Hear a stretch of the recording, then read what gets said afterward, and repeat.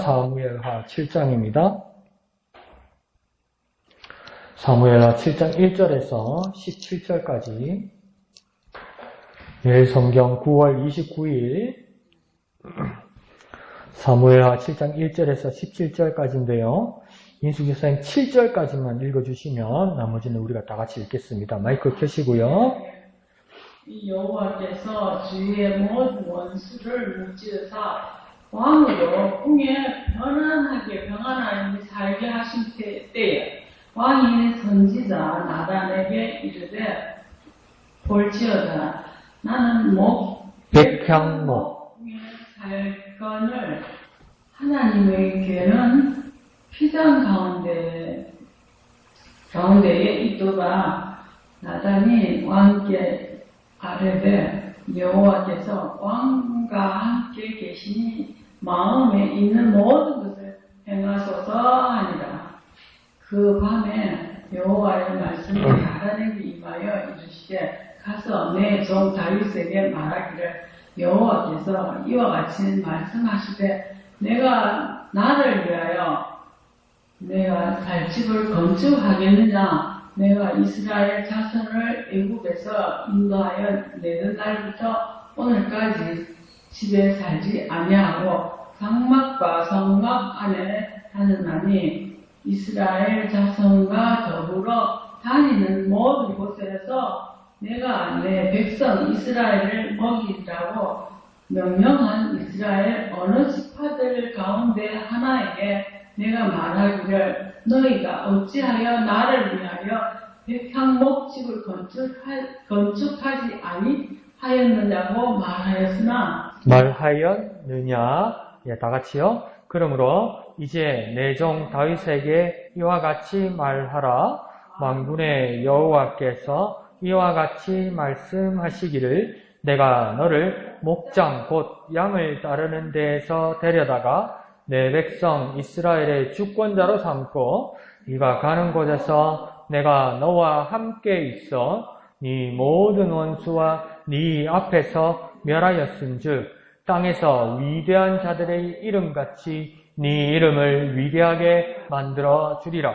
내가 또 내 백성 이스라엘을 위하여 한 곳을 정하여 그를 심고 그를 거주하게 하고 다시 옮기지 못하게 하며 악한 종류로 전과 같이 그들을 해하지 못하게 하여 전에 내가 사사에게 명령하여 내 백성 이스라엘을 다스리던 때와 같지 아니하게 하고 너를 모든 원수에게서 벗어나 편히 쉬게 하리라.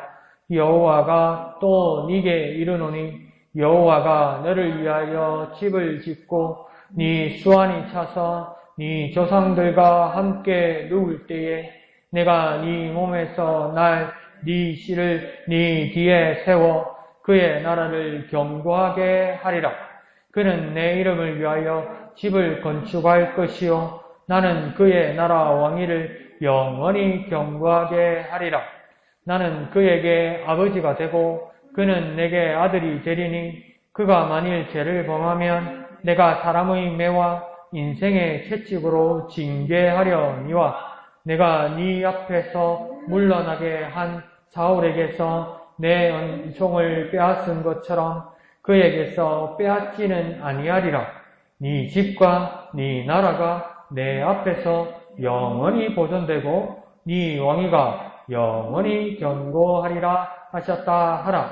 나단이 이 모든 말씀들과 이 모든 계시대로 다윗에게 말하니라. 아멘. 사무엘하 7장은 여러 성경들 가운데서도 다윗에게 아주 중요한 장이라고 말하는 이전부터 목사님들과 학자들이 그렇게 말하고 있습니다. 그러니까 하나님 이걸 7장 1절에서 17절을 학자들이 제목을 붙일 때 뭐라고 적냐면 다윗 언약 이렇게 씁니다. 다윗 언약. 그러면 우리 관점이 조금 더 선명해지겠죠? 성전 건축을 어떻게 하라. 이 의미보다는 다윗 언약이라고 제목을 지으면 무엇이겠습니까? 하나님이 다윗에게 약속하신 것이 더 많다. 이게 어떤 생각이 나냐면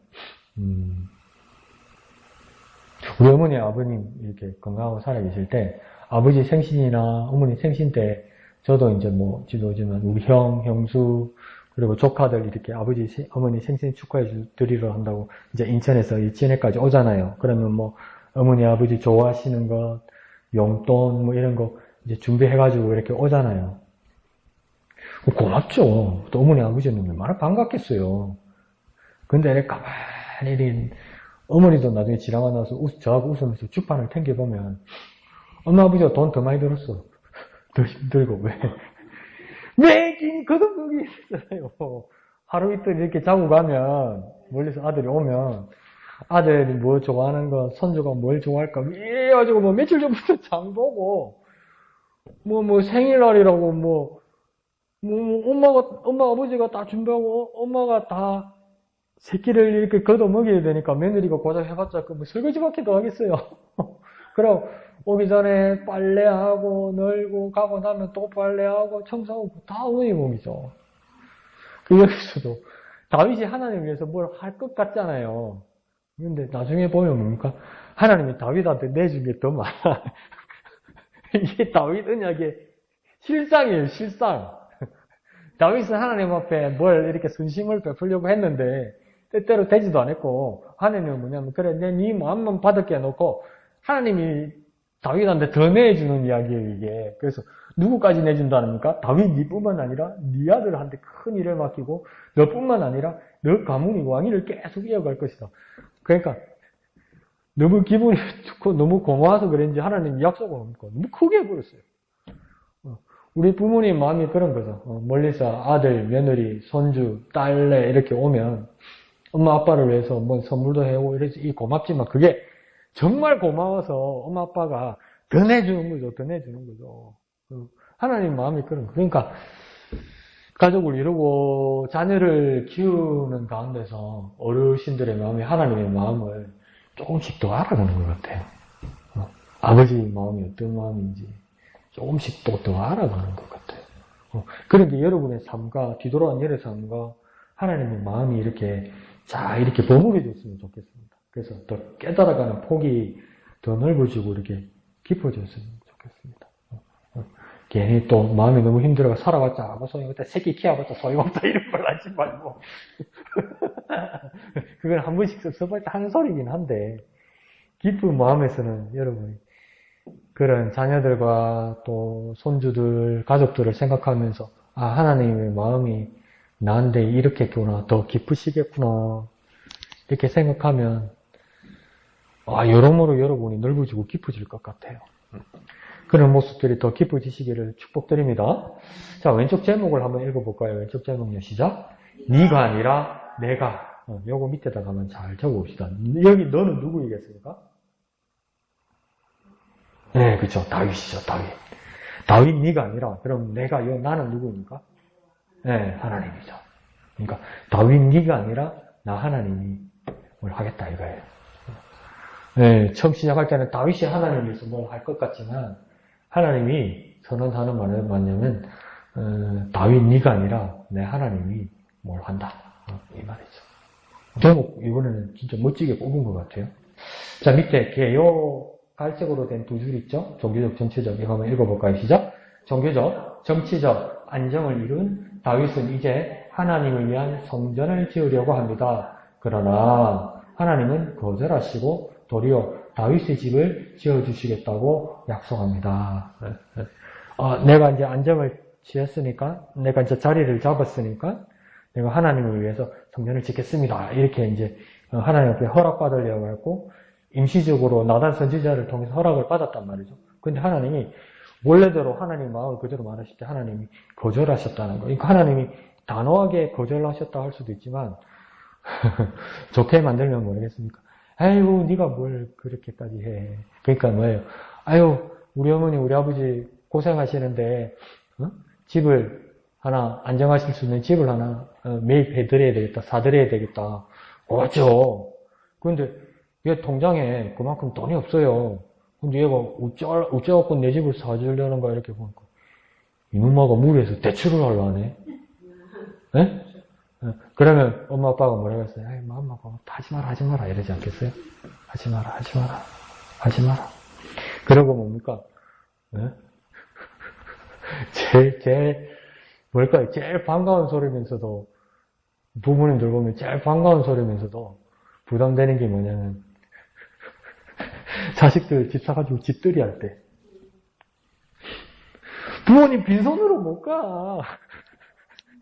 큰 테레비를 하나 사든지, 소파를 하나 사든지, 장롱 한 짝을 사줘야 돼요, 이게. 안 그래요? 그렇죠? 그게 반가우면서도 준비하려 때 기분은 좋으면서 부담이 가죠. 근데 하나님도 그러니까 다윗이 그렇게 할 때 무리다, 네가 할 일이 아니다 이러면서 그러니까 하나님이 다윗의 집을 지어주겠다고 그러니까 하나님 집 지어주려다가 띄워드리려다가 못 짓고 하나님이 다윗의 집을 지어줄 때 이 다윗의 집은 무엇입니까? 지금 다윗이 살 집을 지어준다는 것이 아니라 가문이 영원할 수 있도록 지어준다는 거예요. 우리 주판으로 tän기면 와 다윗 수심하지 않네. 더 애들 말로 비속어 쓰지 말라던데 다윗 땡 잡았네요 완전. 그럴 수도 있어요. 그런데 오늘 왼쪽 내용을 읽어보고 오른쪽 본문을 다시 읽어보면 또 그 외에 다른 또 깊은 이야기가 있어요. 그건 여러분이 또 느낄 수도 있고 여러분이 다르게 생각할 수도 있어요.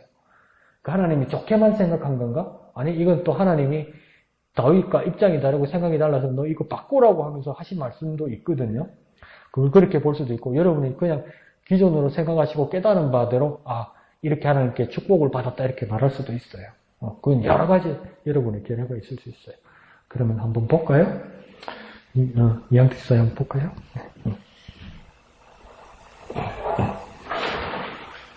네. 저는 오늘 이제 그냥 내일 말씀보다 어제 말씀 이제 오늘 아침에 하면서 다윗을 없이는 네가 이렇게 그거를 읽으면서 제가 어저께 일을 공부 생각한 거예요. 이제 박수 쫓는 할머니가 저희 이제 아이스크림 통을 이렇게 우리 아이스크림 통을 빈 박스를 이렇게 걷어가는 할머니가 계세요. 그 할머니가 이제 교회 이제 원로 이제 그러다 보니까 오면 하드를 먹으면서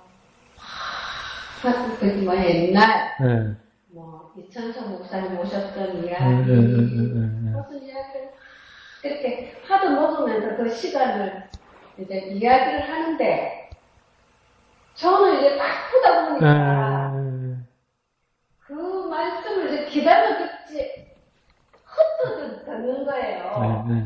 그러면서 어르신네가 저렇게 하나님 말씀을 전하기 위해서 이거 사도를 먹는 시간에 저렇게 전도하시려고 하시는데 저는 이제 바쁘다는 핑계로 아니면 장사해야 한다는 핑계로 또 미랄같이 이렇게 그 하나님 말씀을 이렇게 귀담아 듣지 않고 막 어떻게 듣는 나의 모습을 보면서 그래요. 나는 맨날 입으로는 예수 믿습니다. 예수님 말씀대로 살겠습니다. 이러면서 정말 이렇게 넘기하는 소리를 안다는 식으로 귀담아 듣지 않는 이런 내 마음을 보면서요. 오늘 지금 또 이제 내일 말씀 보면서 그래요. 제목부터 네가 아니라 내가 그런 사람도 있고 그런 지금 읽다가 보니까 제가 자꾸 이제 글씨가 많다 보니까 처음에는 좀 집중도 안 되고 이래서 해석을 보면서 그래요. 이렇게 해석을 보면서 주일 한 번만 예배당에 가서 만나는 하나님이 아니라 매일 함께 하시는 하나님을 만나고 있습니까? 이 무릎에 예 하고 대답할 수 있었는가. 이런 마음이 들면서 오늘 참 많이 회개도 하고 그런 마음이 따뜻해서 참 내가 정말 미래같이 다른 사람들이 하는 말에 내가 귀담아 듣지 않고 아니면 없이여기도 이런 분이 있지 않은가. 회개하는 하루였으니까. 네. 좋습니다. 그렇죠. 그것도 그렇긴 한데 일하는데 해야 될 일이 있고 직장에서 일을 하는데 다른 쪽에서 선의로 어떤 이야기가 오지만 그게 사람이 컴퓨터가 아니라서 젊은 애들 말로 멀티태스킹, 그러니까 이 일하고 저 일하고 두 개 똑같이 집중해서 일을 하기는 사람이 어렵죠. 어렵죠. 그러다 보니까 내가 지금 직장인으로서 해야 될 일이 있을 때 아무리 저쪽 말이 선이라도 들어줄 그 마음의 여유가 어렵죠. 어려운 건 사실입니다. 그럼에도 불구하고 그분의 말씀이 하나님의 말씀을 하는 것 같으니까 또 마음에 미안한 마음도 있고 하나님 앞에서 내가 하나님 말씀을 업신여기는 게 아닌가 그런 생각이 충분히 들 수도 있죠. 그 폐지 주무시는 할머니가 그 많이 마르고 우리 역가 밀고 이렇게 좀 가만히 못 서 있고 이렇게 앞으로 많이 굽고 그 할머니죠. 알아요, 그 할머니. 나 한번 당했거든.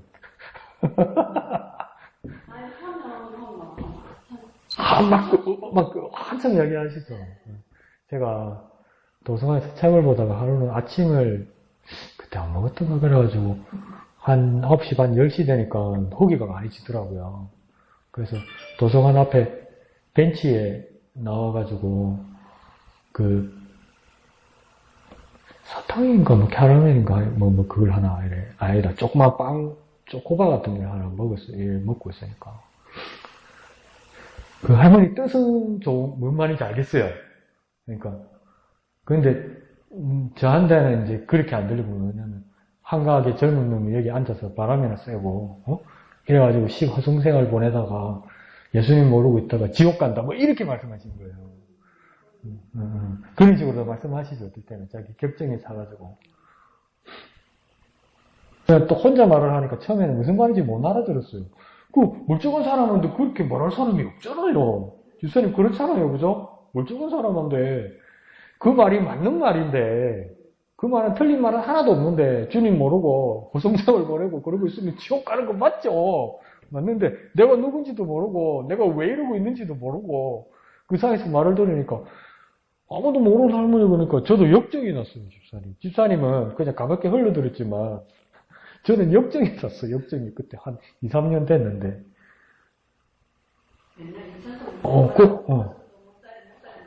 그래가지고 저도 그냥 우리 목사님 같은 그냥 지나가 버릴 건데 웃고 지나가 버릴 건데 제가 역정을 내가지고 뭐랬냐면 할머니 나한테 지금 뭐라고 그랬냐고 제가 따졌어. 제가 그러면서 뭐 내가 누구나 말은 안 하고 그 할머니한테 상처가 되겠나? 그 사람으로서 왜 그런 말을 하냐고 제가 그랬어요. 사람이 어떻게 사람한테 그런 말을 하냐고 하면서 막 내가 역정을 낸 적이 있는데 전 집사님보다 더 잘못한 거죠. 그 마음은 알겠는데 집사님은 또 더 마음이 이렇게 마음이 뭐래요? 여려가지고 아이고 할머니 말씀을 잘 들어줬어야 되는데 이런 생각이 들기도 하긴 하겠는데 그것도 할머니 보고 앞으로는 이렇게 말해라 또 가르칠 그것도 안 되잖아요. 참 어렵다 그죠? 어떻게 해야 되죠? 이럴 때. 근데 그분이 보면 지혜롭게 안 하고 다른 사람을 상처를 주고 그러니까 젊은 분이면 이렇게 바로바로 가르쳐 드릴 수 있는데 연세 드신 분이니까 이래라 저래라 말하기도 그렇고 또 그렇게 가르쳐 드린다고 바뀔 것 같지도 않고 현금을 내갖고 교회 목사님하고 현금을 내달라겠다. 그러니까 막 저한테 말할 때도 이제 강야에서 외치는 선지자의 소리처럼 막 역정을 먼저 저한테 역정을 내셨지. 왜? 뭐 하니까 아니 제가 못되게 말하면 아니 목사가 아침을 못 먹어서 배가 고파서 말씀 보다가 바람 쐬면서 욕이 한 번 했는데 그게 지옥 갈 일인가 이런 거 있잖아요. 또 바보같이 막 그런 바보 같은 생각이 드는 거 있잖아. 양쪽 다 그런 뜻이 아닌데 그 집사님도 야, 참, 만약에 그 할머니였으면 참 힘들었겠구나, 또. 예. 근데 여기 미갈은, 예. 예. 그래서 여기 업신여긴다는 뜻이 나중에 우리 계속 큐티 하면서 한 몇 주 뒤에 계속 보면 알겠지만, 하나님이 업신여긴다는 말을 나단을 통해서 또 어떻게 두 번 쓰냐면,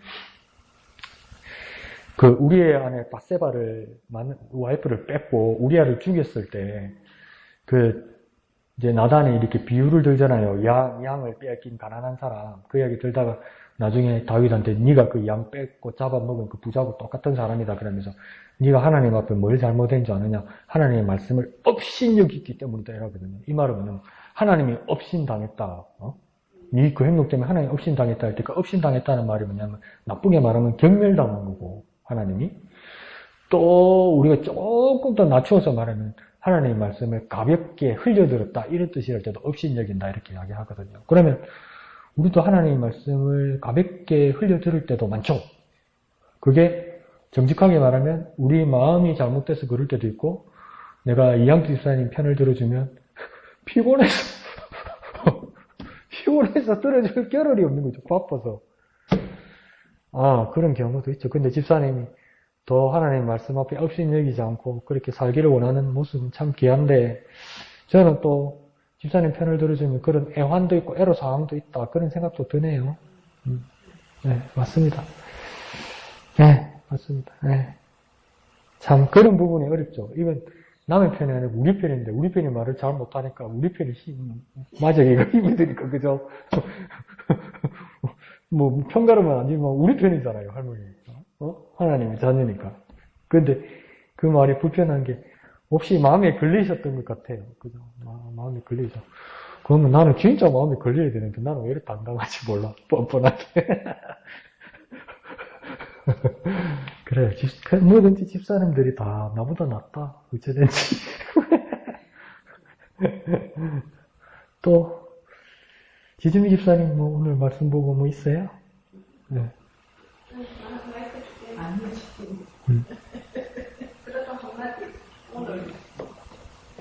아니면 목사님 하시고 나서 할까요? 그럼 예. 저는 14절에서 예. 16절까지 예. 말씀이요. 네. 다윗에게 준 어떤 나단을 통해서 준 하나님의 약속 이 부분들 속에 뭐 명예의 회복, 평안의 회복 이런 것들도 있지만 네. 특별히 14절에 보면 네. 너가 죄를 범하게 되어졌을 때 하나님께서 어떻게 하실까? 사람의 뇌와 인생의 채찍으로 징계하거니와 징계를 받긴 받지만 15절에 보면 나에게 주신 그 은혜를 빼앗지는 않겠다라고 말씀하고 계시거든요. 그래서 은총을 빼앗지 않는다. 은혜를 빼앗지 않는다. 어떤 면에서는 참 자주 넘어지고 자주 실수하고 또 어떤 때는 쉽게 지치기도 하고 방향도 잃어버리기도 하고 그러고 있는 우리들의 모습들 속에서 여전히 하나님께서 우리들을 향한 그 은혜와 그리고 붙드심들에 대하여 기대할 수 있는 그런 모습이 아닌가.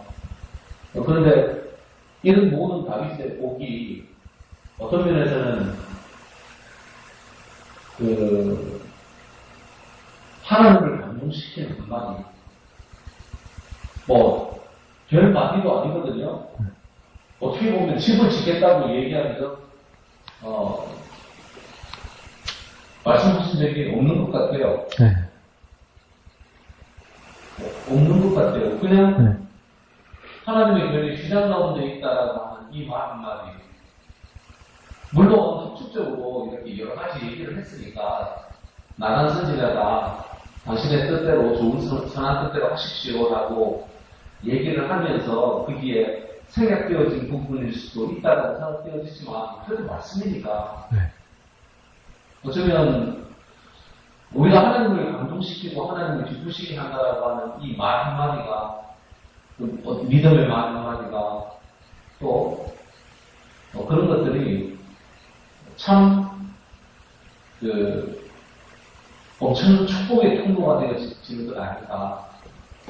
근데 이거는 목사님께서 말씀하셨듯이 부모님께 대해서도 자기가 뭘 잘해서가 아니라 그러니까 어머니를 감동시키는 거는 어떤 면에서는 말 한마디였거든요. 그리고 자녀가 나를 감동시키는 것도 말 한마디. 즉 그런 것들을 보면 우리의 믿음이라고 하는 것은 참 쉽다. 쉽기도 하다. 그런데 왜 그걸 못하지?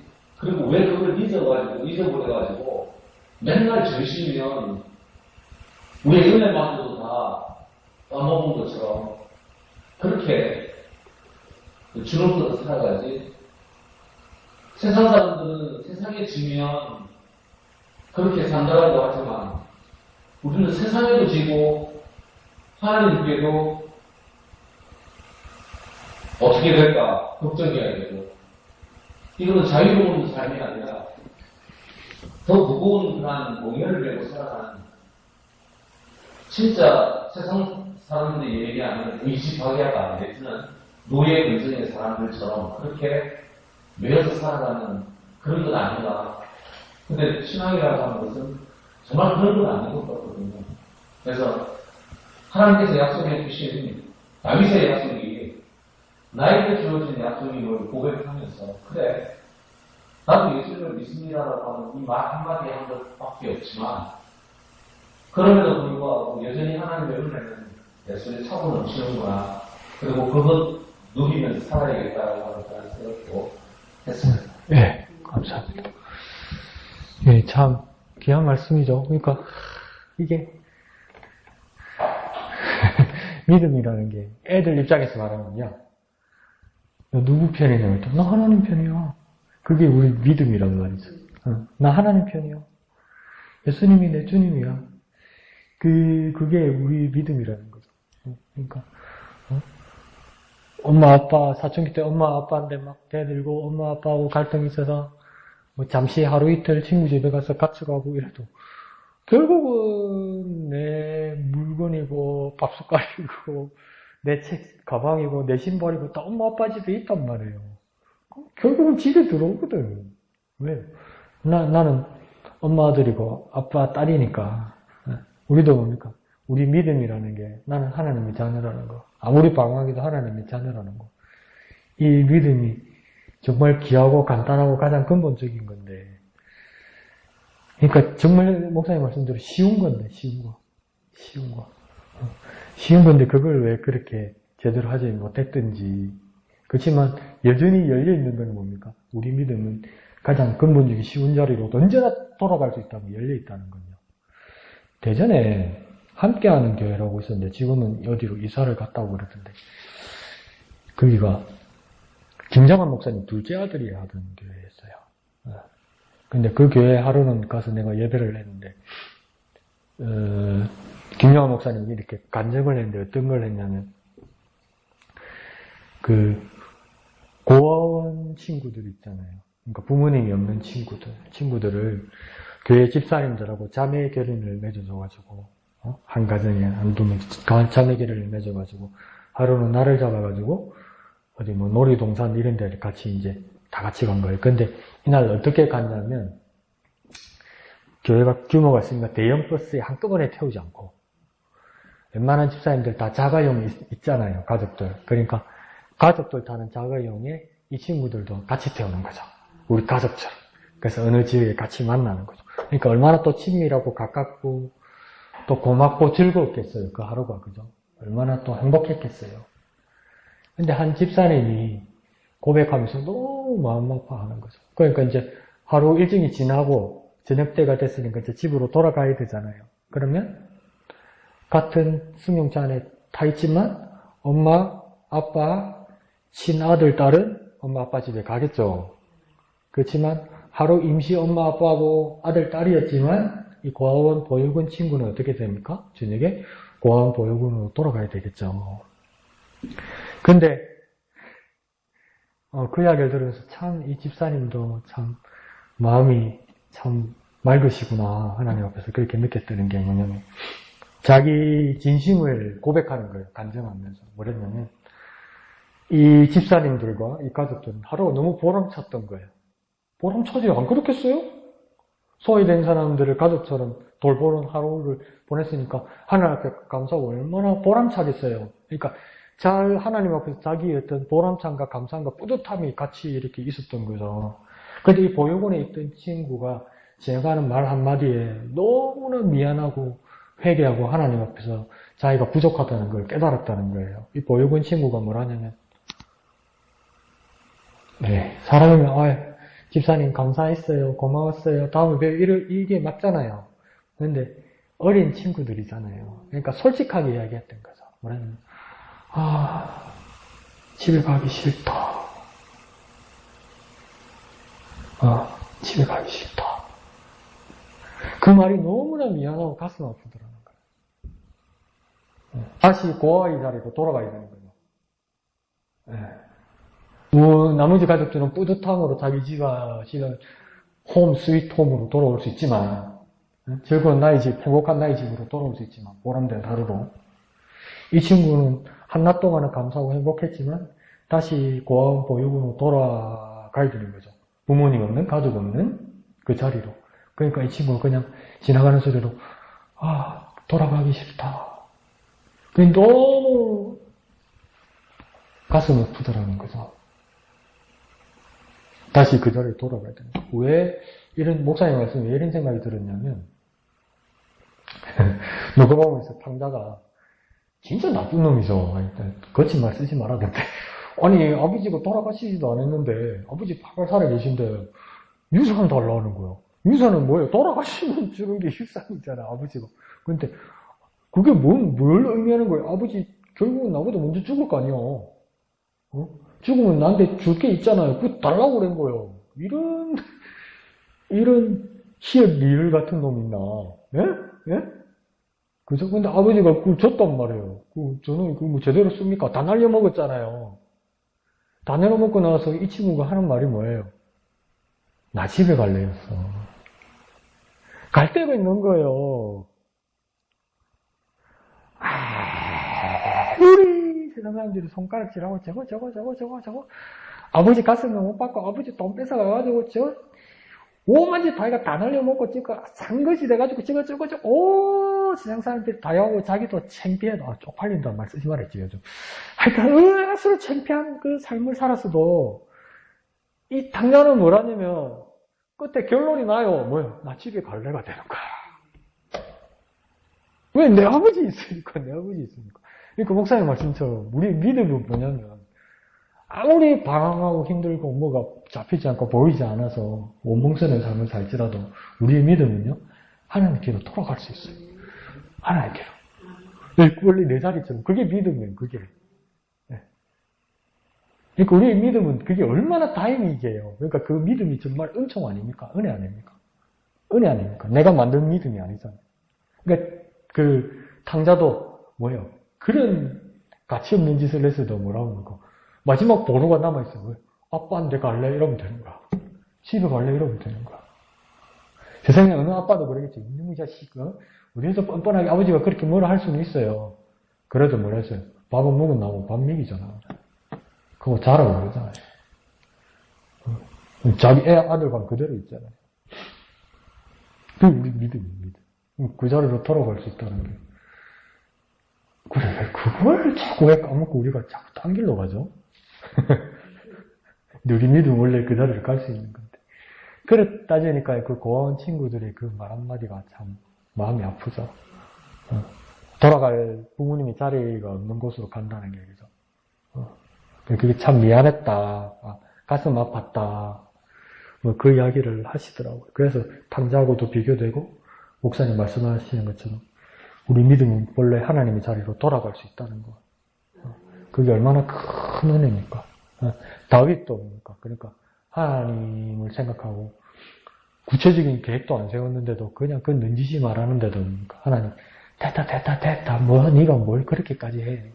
네가 지금 그럴 상황이 아닌 것 같다네. 이러면서, 하나님 집에, 네 집, 이러면서 하나님이 집을 또 해줬다는 거죠. 정말, 다윗에게 정말 복된 그거죠. 그러면서도,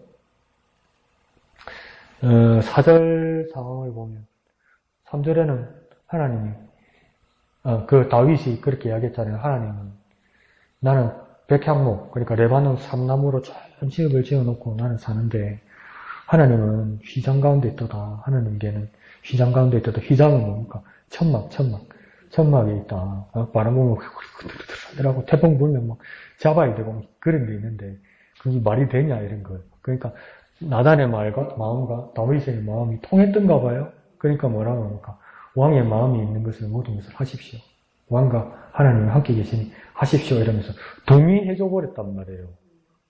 근데 그것도 권위 있는 선지자가 동의해줘 버렸단 말이에요.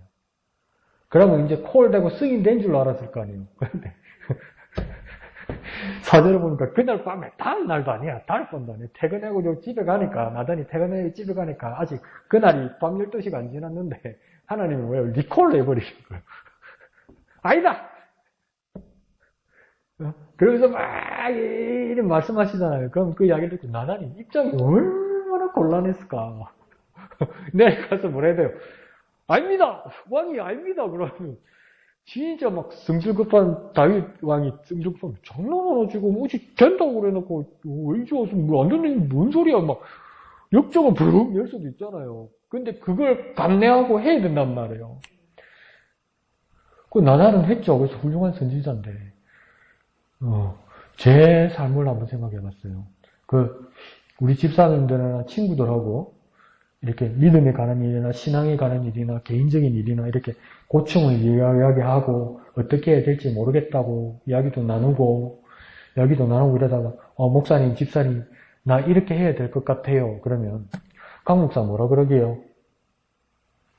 예, 하세요. 그러죠. 예, 하세요. 예, 맞습니다. 하나님 도와주실 겁니다. 하세요. 이러죠. 하나님 도와주실 겁니다. 하세요. 다 그렇잖아요. 근데 그날 밤에 하나님은 우경아 아니다.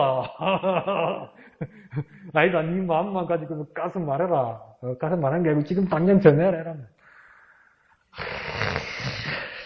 어떻게 해야 될까? 내 체면은 뭐라고 내 자존심은 뭐가 되고 그 말을 듣는 집사님이 속은 얼마나 상할까? 목사님이 해도 된다고 그랬잖아요. 저녁 먹기 전에 왜 저녁 밥 숟가락 먹고 나서 왜 말이 달라져요? 이러면 하나님 난 뭐가 되게요? 하나님 난 뭐가 되게요? 그렇지 않겠어요? 나단 입장이 이거 얼마나 곤란해요. 그럼 나단은 왜 이랬을까? 자기가 선지자고 저기는 왕이니까 웬만하게 말하면 하나님하고 마음이 똑같다고 착각하고 오해했던 거죠. 그러면 어떻게 해야 될까요? 우리가 하나님의 뜻을 제대로 나누고 전달하기 위해서는 쉽게 답이 나오겠죠. 기도해야 되겠죠. 하나님께 여쭙고 이야기를 나눠야 되겠죠. 그러면 시간상으로 이양백 집사님이 7시 반 예배인데 7시 20분에 오셔서 현관에서 자고 이야기를 나눴어요. 그래서 고충을 이야기했어요. 어떻게 해야 될까요? 목사님 나는 이렇게 생각하는데 그럼 나는 웬만하면 뭐라 합니까? 집사님이 생각하시는 건 맞을 겁니다. 하나님 도와주실 겁니다. 이렇게 답이 나오지. 7시 23분에 이양백 집사님이 말했는데 집사님 가만히 있어봐요. 근데 기도 좀 해보고요 하고 어떻게 가요? 안 그래요? 그 7시 30분 넘어가면 어떡할 건데? 이 우리의 삶에서 이게 딜레마라니까요. 어떻게 해야 돼요? 그럼 또 억수로 명답을 가르쳐주는 집사님들이 있어요. 목사님, 그건요 하나님한테 그냥 맡기면 됩니다. 맞지요? 정답이죠. 하나님한테 맡기면 되는데 이게 당사자는 어떻게 들리는 줄 아세요? 당사자는 나는 모르겠다 그 이야기예요. 나는 모르겠다. 내한테 그런 거 복잡한 거 물어보지 마라. 이렇게 들린다고요. 당사자는. 그러니까 우리 삶에서 이런 고충들이 있는데 이런 잘못된 판단도 있는데 나단의 훌륭한 모습은 뭐냐면 그걸 하나님께서 리콜 시킬 때 바꾸라고 이야기할 때 정말 위험하지만 그걸 그대로 하나님 앞에 말씀을 듣고 또 바로 잡아서 이야기한다는 거예요. 그리고 다윗도 훌륭한 게 뭡니까? 그걸 그대로 받아들인다는 거죠. 근데 이 중간에 보면 그렇게 하나님 좋게 말씀 안 하세요. 처음에는. 7장, 지금 오늘 본문 후반부에서 다윗을 그렇게 좋게 말하고 축복하고 이러지. 하나님 그렇게 좋은 뉘앙스로 말 안 해요. 뭐라, 내가 언제 집 지어달라 그러대! 이러잖아요. 그죠? 하나님도 좋게 말씀하시지. 그래, 고맙다. 네 뜻은 고마운데. 이래 말씀하시면 되잖아요. 내가 언제 누구한테 이스라엘 집안에 12지파가 있고 이런데 내가 너한테 누구한테 네 돈 많고 적금 드러난 거 있대 보험 깨가지고 내 집 지어달라 내가 그래 말한 적 어딨냐? 이래버리잖아요. 그러면 다윗 입장에서 나는 좋은 뜻으로 말한다. 말씀 이상하게 하시네. 이렇게 섭섭하게 생각할 수도 있잖아요. 그 이야기를 다 전달해야 됐다는 거죠. 그리고 9절? 8절? 내가 너를 목장 곧 양을 따르는 데서 데려다가 내 백성 이스라엘의 주권자로 삼고 9절에 네가 가는 모든 곳에 너와 함께 있어서 모든 원수를 네 앞에 멸하였고 이 말이 뭐냐면 네가 지금 이때까지 좋은 업적을 이루고 잘 안정된 정권을 잡은 것 같지만 그래서 네가 잘하고 잘 이루고 네가 뭘 축적한 것이 있어서 네가 가진 걸로 나를 위해 집을 지어준다고 그를 여유고 했다고 네가 지금 생각을 하고 있지만 아니? 하나님 그렇게 말하는 거예요. 네가 여기까지 오기까지 네가 이 자리를 잡기까지 네가 이런 말을 하기까지 나 하나님 다 일한 거라고 말씀하시는 거예요. 내가 했지. 그러니까 오늘 제목이 뭡니까? 다윗 네가 아니라 나 하나님이 했다 이 말이에요. 지금도 여전히 그렇다고 말하는 거예요. 그리고 성전에다가 우리가 관점을 중심을 둬버리면 이게 11절부터 마지막 17절까지 하나님께서 주시는 그 다윗에게 주시는 그 약속 언약들이 성전에만 우리가 초점을 줘버리면 뭐라고 하냐면 다윗이 아니라 솔로몬이 하나님의 성전을 건축할 것이다. 이렇게 결론을 내어버려요. 근데 하나님은 지금 그런 약속이 아니고 뭐냐면 나 하나님이 집이 아니라 다윗 너 집안을 세워주겠다 하는 그 이야기예요. 그러니까 이 말은 뭐냐면 중요한 건 성전이 아니라 다윗 너희 가문, 너희 나라를 내가 지켜주겠다. 이게 하나님의 약속이에요. 성전에 하나님이 관심이 없어요. 어떻게 하면 하나님 성전에 관심이 없어요. 그리고 우리는 어떻게 생각합니까? 다윗이 왜 하나님의 성전을 짓지 못했을까? 이럴 때 우리 보통 어떤 말씀이 생각납니까? 역대상 17장 말씀이 생각나죠. 피를 많이 흘려서. 근데 그거는 다른 성경 이야기란 말이에요. 그 말이 틀린 말은 아닌데 그죠? 그 사무엘하 이야기도 안 하고 역대상 17장 저쪽 이야기란 말이에요. 그러면 사무엘에서는 다윗 네가 피를 흘려서 성전 짓지 못한다는 말이 없어요. 여기. 전혀 없어요. 그 말에 대해서는. 다윗이는 자격이 없어서 짓지 못한다는 말이 없어요.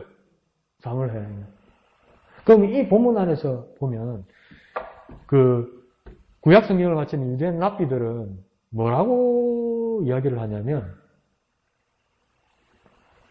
하나님의 계획에는 성막에 대한 계획도 없었다는 거예요. 그게 뭐냐면 성막을 지으라고 지시하기 전에 이스라엘 백성들이 하나님 앞에 범죄했단 말이에요. 시내산에 올라간 모세를 40일 동안 기다리지 못해서 뭡니까? 아론을 부추겨서 금송아지를 만든단 말이에요. 금송아지를 만들고 나서 그때 비로소 하나님 뭐라고 하냐면 성막 지으라고 말씀하세요. 그러니까 하나님 원래 계획에는 성막에 대한 계획도 없었어요. 그런데 왜 랍비들은 뭐라고 말하냐면 모세가 여기에 대해서 너무나 힘들어서 하나님 앞에 뭘 구했냐면 하나님이 여기에 가까이 계셔야 됩니다. 우리와 가까이 계셔야 됩니다. 그걸 위해서 33장에서 출애굽기 33장에서 모세가 하나님 앞에 뭘 구했냐면 하나님 얼굴을 보이게 해주십시오. 이렇게 얘기해요. 하나님 얼굴 보고 싶습니다. 이렇게 얘기해요. 그러니까 하나님 뭐예요? 얼굴 보여주지 않고 뭡니까? 네가 바위 틈이 있으면 네가 내 등 뒤를 지나가는 걸 보게 될 것이다. 그렇게 말씀하시잖아요. 그러니까 하나님의 등이라는 것은 뭘 상징하는 거냐면 하나님 지나고 나면 깨닫는다 이 말이에요. 지금 이 순간에 하나님을 내가 보았고 하나님을 느꼈고 이것이 하나님이라고 사람은 결론 낼 수 있는 능력이 없어요. 더 쉽게 말해볼까요? 하나님 역사하시잖아요. 순간에 지금 와서 빡 역사하시잖아요. 사람의 반응은 무지하기 때문에 어떻게 느끼는지 아세요? 솔직해집시다 우리. 하나님 빡 역사하시잖아요. 갑자기 우리 상상도 못했는데 그럼 우리 어떤 반응이 일어나냐면 이거 먹고 이래 돼요. 이게 뭐지? 이래 돼요. 근데 지나고 나면 하나님 역사하셨구나. 하나님 인도하셨구나. 나중에 깨닫게 된다는 거예요. 그러니까 그게 하나님이 등을 보여주신다면 그 정도라는 거예요. 그러고 나서 하나님께서 더 이상 이스라엘 백성들 멀리 계시지 않고 가까이 계시겠다는 것을 그걸 깨닫게 하시겠다는 하나님의 궁극주의 약속이 뭐냐면 그게 성막이었단 말이에요. 이게 뭡니까? 하나님 내려오시겠다는 거죠. 그러면 그 성막에는 하나님이 직접 임하시는 거냐? 랍비들은 뭐라냐면 직접 임하시는 것이 아니라 하나님의 영광이 임하신다. 그러면 하나님의 영광을 깨닫고 하나님의 영광을 알 만큼은 해주시겠다 이 말이에요. 그게 성막이란 말이에요. 그러니까 하나님 그 성막으로 앞부분을 오늘 집에 가서 다시 읽어보시면 뭐냐면 하나님 그 성막으로 만족하세요. 그래서 집 질 필요 없다는 거예요. 처음에는. 왜 그러냐면 하나님은 움직이시고 역사하시고 함께 하시는 하나님이라고요. 그러니까 천막이니까 성막은 천막이잖아요. 그러니까 이스라엘 백성이 가면 같이 가요. 심지어 뭡니까? 이스라엘 12지파가 광야에서 움직이면 어떻게 하냐면 하나님이 걔가 맨 앞으로 서요. 하나님이 앞장서세요. 그리고 이제 멈춰서 이렇게 캠프를 치잖아요. 그러면 성막이 맨 가운데로 들어가요. 이제는. 나머지 12지파가 이렇게 감싸고요. 그러니까 항상 하나님의 성막을 봐요. 하나님의 영광이 여기 계시다는 걸 안단 말이에요. 하나님 그렇게 움직이고 같이 하기를 원하신다는 거예요. 하나님은 자유하시고 움직이시는 하나님이라는 거예요. 그런데 의미는 좋고 다윗이 뜻은 좋았지만 하나님을 위해서 성전을 짓고 집을 짓는다는 말은 뭐냐면 하나님 여기 이제 머무시라는 거죠. 머무시라는 건 말은 뭡니까? 좋은 뜻이기도 하지만 좋은 뜻으로는 안정하시라는 뜻이도 되기도 하지만 이거 뭔 말입니까? 하나님 꼼짝 말하거든. 하나님 연로하시고 하나님 힘드시고 나이도 드셨으니까 이제 은퇴하시고 편히 여기 계시라는 거거든요. 그 하나님 나는 그런 하나님 아니라는 거예요. 네. 나는 그런 하나님 아니라는 거예요. 나는 자유의 하나님이라는 거예요. 그 왼쪽에 보면 첫 주 시작할 때 그러잖아요. 하나님은 화려한 건물에 가둘 수 없는 자유로운 분입니다. 이렇게 돼 있잖아요.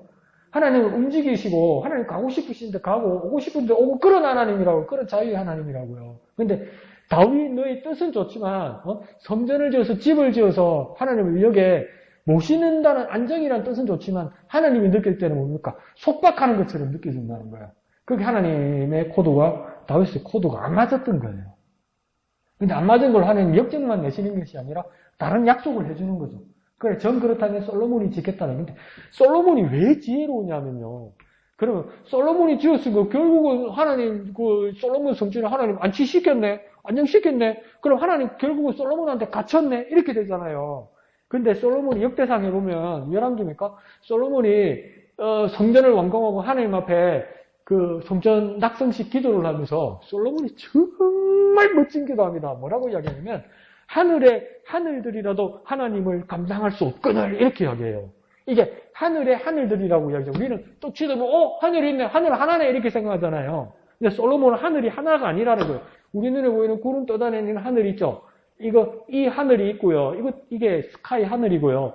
이 대기권을 넘어서 우주선이 뚫고 넘어가는 데 있잖아요. 달나라로 가는 데 있잖아요. 그게 우주잖아요. 그 우주도 하늘이라는 거예요. 그러니까 눈에 보이는 하늘이 있고 저 우주의 하늘이 있다는 거예요. 근데 우주는 끝이 있습니까? 없습니까? 우주도 끝이 있다고요. 우리가 못 찾았지만. 그 우주 끝을 넘어가면 어디가 있습니까? 하나님 나라가 있잖아요. 그것도 하늘이라는 거예요. 눈에 보이는 하늘과 우주의 하늘과 우주 끝이 난 채 하나님의 하늘이 있다는 거예요. 근데 솔로몬이 뭐라고 기도하냐면 하늘의 하늘들이라도 하나님을 감당할 수 없습니다. 이렇게 이야기하는 거예요.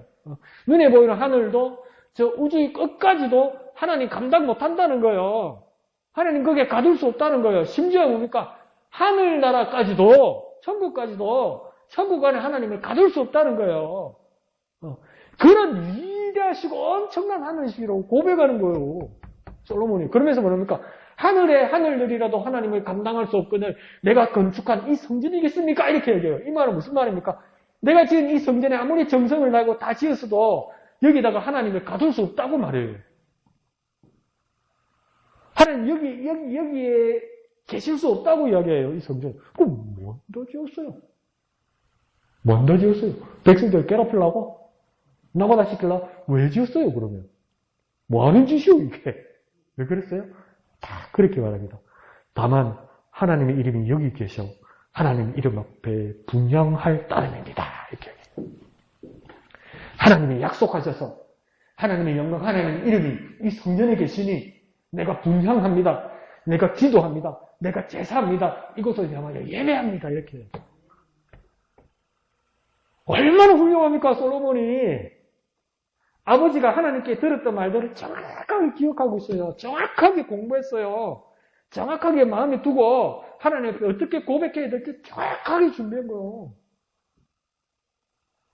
그러니까 하나님은 다윗에게 그 말씀하시면서 다윗의 생각을 고쳐주고 솔로몬이 어떻게 반응해야 될지를 기대하면서 그러면 성전은 솔로몬이 지어야 된다 이 말이에요. 근데 솔로몬이 제대로 반응했단 말이에요. 아버지가 성전을 못 지어서 나 아들 솔로몬이 짓지만 근데 표면적으로 생각하면 우리 아버지가 사람을 많이 죽이고 피를 많이 흘려서 거룩하신 하나님 앞에 성전을 지어줄 수 없다 이렇게 단편적으로 생각할 수도 있지만 내 아버지가 하나님을 위해서 성전을 지으려고 했던 것은 좋은 뜻이지만 하나님 입장에서는 하나님이 하나님 성전을 이렇게 성전 안에 하나님을 가두려고 하고 속박한다고 하는 하나님의 그런 마음을 가질 수 있었단 말이에요. 그런 불편한 마음을.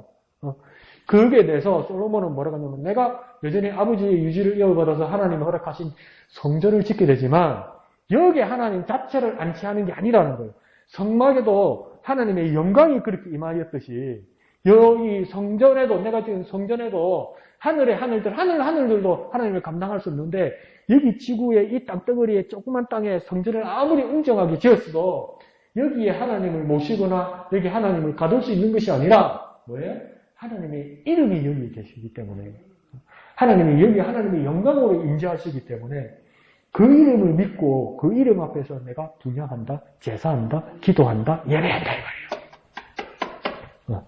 그게 믿음이라는 거죠. 그래서 솔로몬 나중에 기도하면서 뭐라니까 아무리 우리가 죄를 짓고 아무리 잘못하고 아무리 우리가 쫓겨나도 성전을 향해 달려와서 기도하고 회개하게 하시고 서서가 못 돌아오더라도 이 성전을 향해 기도할 때 하나님 하감하시고 들으시고 우리를 지켜달라고 기도하잖아요. 이 엄청난 여기고 있는 거예요. 그러니까 제목이 그거죠. 다윗 네가 아니라 나 하나님이 하고 나 하나님은 자유의 하나님이라는 거예요. 그러니까 정말 여전히 하나님이 우리를 위하여 일하시고 하나님 우리에게 주인 되시고 우리는 그 은혜를 잊고 있다는 것 그것을 잊어서는 안 될 것 같아요. 그런데 우리가 믿음이 크고 아주 익숙해지다 보면 우리의 업적을 앞세우게 되죠. 우리의 업적. 우리의 업적을 가지고 하나님을 위해서 뭘 할 수 있다고 생각하죠. 그게 다윗의 어쩌면 작은 실수였어요. 그리고 나는 간담이 서늘했던 게 나단이었죠. 바꿔서 말했어. 바꿔서 왕이 아닙니다. 그러니까 우리도 그냥 이렇게 이야기를 나누면서 잘못 말할 수 있다는 거죠. 그리스도 형제 자매 가운데서도. 그러면서도 하나님이 바꾸고 고쳐주시면서 말할 때 우리 자존심 내세우지 말고 받을 수 있다는. 그리고 오늘 목사님 가르쳐 주신 것처럼 정말 우리 믿음은 단순하고 정말 쉽고 정말 간단한 거니까 우리 믿음을 그렇게 생각합시다. 막 세상에서 짝하고 세상에 벗하고 세상 쾌락을 즐기면서 놀다가도 지루할 수도 있고 이게 잘못됐다고 생각할 때 지체하지 말고 나 집에 갈래? 에이 내 집 이제 집에 갈래? 나 하나님한테 돌아갈래? 이게 우리 믿음이라는 거예요. 우리 믿음이라는 거예요. 우리 믿음. 그리고 이양득 지사님 말씀하신 것처럼 우리의 모습들이 자칫 우리가 하나님의 뜻을 업신여긴다는 가볍게 여긴다는 그런 마음의 부담들 그 마음의 부담들을 하나님께서 귀하게 예쁘게 봐주실 줄 믿습니다. 내가 여전히 하나님의 말씀을 사랑하고 하나님의 뜻대로 살기를 하라고 하나님의 말씀을 듣기를 원하는데 그래도 그 여건이 되지 않아야 해서 내 마음의 부담을 느낄 때 하나님이 그 부담스러워하는 그 마음도 귀하게 받아주신다는 것. 이건 하나님 말씀인데 목사보다 낫다 뭐든지 다 우리 집사님들은 나는 짜증냈는데 왜 나한테 그렇게 말하냐고 사람이 사람한테 어떻게 그렇게 말하냐고 할머니한테 떼들었는데 전부터 너도 나 똥을 집에 가서 회개해야 되겠다 나는. 예, 정말 여러분 훌륭합니다. 그래서 또 큐티 또 충실히 하셔서 여러분 모습에서 하나님의 귀한 뜻, 그 믿음의 자리를 지키는 저와 여러분 되시기를 예수님 이름으로 축원합니다. 다 같이 1절만 찬송하신 후에 기도하고 마치도록 하겠습니다.